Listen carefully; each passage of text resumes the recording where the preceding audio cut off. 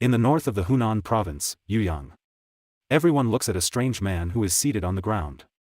According to the man, time passes like the wind and leaves nothing behind. He used to go on a rampage around the world, unafraid of anything.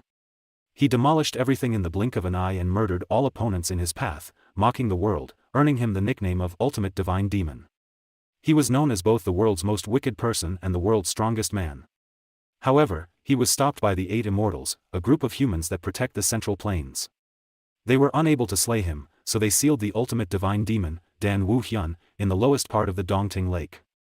In the end, 1,000 years had passed since Dan was frozen and imprisoned by the 8 Immortals. Even though the name, 8 Immortals, sounds majestic, they were just folks who had lost their wits to eating and playing around, and Dan voiced disbelief that he had been backstabbed by them but concluded that he was simply too weak. He walks down the street and realized that people he knew are no longer around. After all, there can't possibly be any humans who have lived for 1,000 years. Dan had nowhere to go and nowhere to stay. He was simply following the clouds and the wind for the rest of his life. It's as though he's been apprehended by the ghost of his past. He wonders if he's changed much during his 1,000-year confinement. As he walks around, he notices a child on the floor. He wonders if the child is a beggar. He checked on her and noticed she still had a pulse. The child opens its eyes, which shocked Dan because he could notice a tiny similarity to her when he was a child. Dan told her she was incredibly blessed as he infused vitality into her, making her better. She would still require physical nutrition, so he offers her a pill that has been around for 1,000 years since there is no food nearby. The following morning, the youngster reappeared and offered him a dumpling as payment for treating her. Dan, on the other hand, refused her food and wondered how she had no fear or bloodlust for him. The next day, she reappeared, attempting to provide the dumpling, and the day after that, Dan ate the dumpling with the child. Dan ate the food that the youngster provided him every day for half a month. Dan was taken aback by the child's innocent and pure smile, but he didn't mind it. Dan walks down the street and hears a ruckus. The store owner was furious because the child kept taking his dumplings. He yelled and attacked the child, which made Dan understand that everything she provided him was stolen. He kicked the store owner's hand, breaking his entire fingers while the store owner screamed in pain. Dan became irritated as he remembered the time he spent with the child. He survived on the food she brought him but couldn't believe she stole it while being beaten up by others. As he wandered aimlessly, he realized he had arrived at the place that had imprisoned him for millennia, the Dongting Lake. He sees the child again, this time hiding in the bush as she claims to have located him. Dan wondered why she was following him around so closely when he had only helped her once. He inquired as to why she was searching for him. She claimed that she didn't want to be alone any longer, as Dan realized he was alone as well, as he ruled by himself, and it was such a lonely life, and it's still the same even after 1,000 years. Dan inquired about her name, and she replied, Hwa Somi.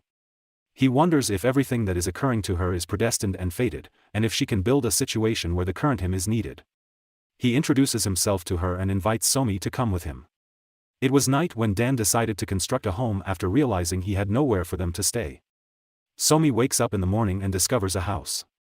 However, she stated that there was no house yesterday, to which Dan interrupted her to clarify that the house was there yesterday, but he simply fixed it up a little since it was a little run down. Somi couldn't believe it but recognized she was wrong because there was no reason for Dan to lie about it and no way such a nice-looking house would develop overnight. Dan was relieved that Somi loved it because he had put in a lot of work to create it. Dan was somewhat taken aback when she mentioned there were no fences. The fences arrived the next day, as Dan stated that they were there from the beginning, while Somi stated that she hadn't mentioned anything yet. However, she remarked that the house felt empty, and the next day, Somi was surprised to see a large tree and a pond. Dan discovered he still had a lot of things to make, such as a bed and other furnishings. He understood that having a hectic lifestyle isn't all bad. Dan stopped Somi with his finger as she was about to say something and began to build something. It was a pail in which Somi could bathe. Dan told Somi to stop running and stated he had acquired some clothes after selling a wild boar and some wood. He grabbed her while Somi replied that she was still clean and didn't need to wash up. Dan, on the other hand, ignored her pleas. Dan stated that Somi looked like a nice human after showering and questioned whether her clothes fit her. Somi commented that she had never worn such lovely clothing before and that it was stunning. However, she remarked that it didn't matter if the clothes didn't fit her, as she only wanted to be with him. Dan stated that she has kind words for someone so young and that it would be wonderful for them to live a tranquil life like this, while Somi smiled happily. However, two suspicious people were standing outside their residence while they were talking. There was a rumor going across Hunan province that there was a manor that arose near Dongting Lake. People said it was the work of a ghost, while Yuyang's magistrate, Hong Wenchang, wondered if the rumor was true, as someone claimed he couldn't confirm it but stated it was simply a rumor circulating about. Hong thought it was silly and said it was only a rumor but decided to have a look while taking a break. Hong and his men proceeded to inspect the manor at night. The guards are perplexed as to why Hong was upset, as it was just reported that several bandits stationed in the Hunan region had been terrorizing various communities in the area. In such case, the government wants to get rid of them as soon as possible, which explains why Hong is quite stressed about it. One of the guards questioned why no one was doing anything about the bandits if they were such horrible people. Someone said it was because of Jiang Baixin, the bandits' current leader. He possesses first-rate martial arts that most people would be unable to touch, as well as great horse-riding skills and the ability to flee when confronted with a martial master stronger than him. Because they couldn't apprehend him, the martial master decided to capture and behead his family members instead. However, someone informs Hong that because the imperial family is planning a large-scale extermination, he will have one less thing to worry about. Hong hopes that's the case, as he hasn't been able to rest in over a year. Hong's eyes widened when he discovered the manor was located near Dongting Lake. Some of the guards fell on their knees and begged forgiveness, fearful that it was the work of a ghost. Hong claimed that there was no such thing and that he would investigate the house. However, he suddenly sensed a strong bloodlust from behind him as he turned around and saw someone. Dan said that he had no recollection of inviting guests, but Hong suspected that the tremendous bloodlust was emanating from him and asked him if he was the owner of the manor. Dan informs him that he is, while Hong introduces himself as the Yuyang's magistrate, as everyone was pleased by Hong's cool demeanor. Hong inquired as to whether Dan had built it, to which Dan said that he had only renovated an abandoned house. Hong claimed that the land belonged to the country and that he could not build a house in an area where people are not permitted to live without permission. Dan, on the other hand, instructs him to merely grant him permission and then gives him a bunny to overlook the problem. Hong became outraged and informed everyone to capture Dan. Dan decided that it was preferable to observe rather than cause additional problems, and he was relieved that Somi was asleep. As they escorted Dan away, Hong reminded him that he had messed with the wrong person today and that he would not be let off easily. He said that he was mocked, who is the magistrate, and that it will not finish with flogging but could result in death. Hong had observed Dan's icy glare and wanted to get this over with as soon as possible. However, as they walked, Dan became aware that something was awry when a barrage of arrows was fired at them, killing all of the guards. Hong wondered who on earth did it, while someone called out his name and stated he was rather fearless, strolling around outside like that. He realized it was Jiang who had said his life was over. Hong recognized he'd made a mistake. It's been 6 months since Jiang's family was kidnapped and murdered. He didn't anticipate Jiang to be looking for him right now. Hong wondered if Dan would assist him, but quickly figured that he would not. Hong deemed that his sword was the only thing he could use as a weapon, but he realized that he couldn't win against dozens of them with it. Furthermore, he had to fight against the top martial artists commanded by Jiang. The bandits were eager to kill Hong as revenge for what he had done to their sister-in-law, and they also wanted to chop off Hong's limbs and feed them to the dogs. Hong begged for forgiveness, while Jiang stated that he had waited so long to hear it, and that there is no happier day than today. He longed to see more of Hong's terrified expression, but he couldn't because today was Hong's departure day to the other world.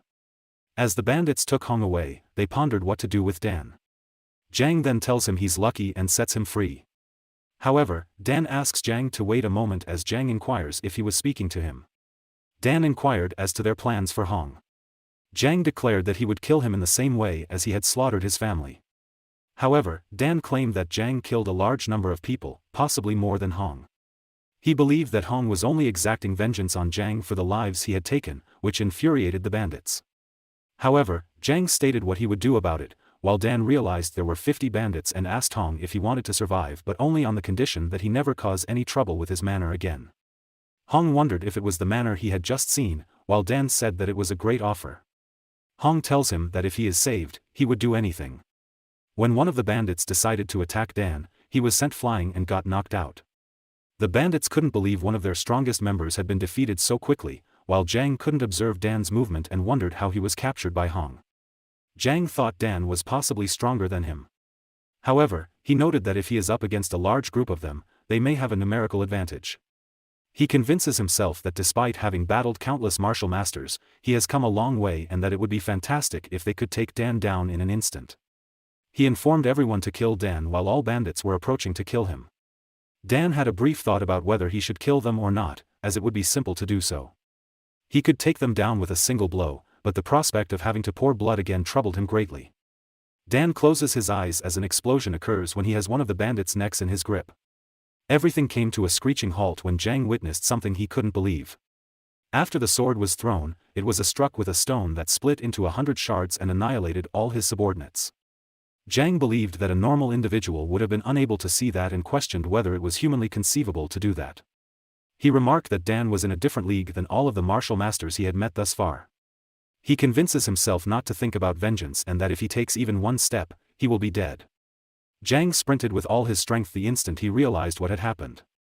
He left his fallen subordinates behind and moved his legs with all his power for the first time in his life.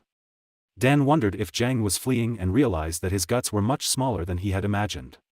However, Hong urged Dan to capture Jang.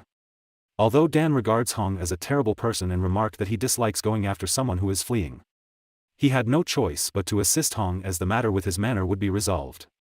Dan quickly caught up to Jang, grabbing his head and smashing it to the ground.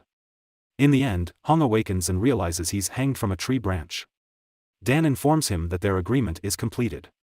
He inquired of Hong whether he understood what he had just stated, to which Hong replied that he did.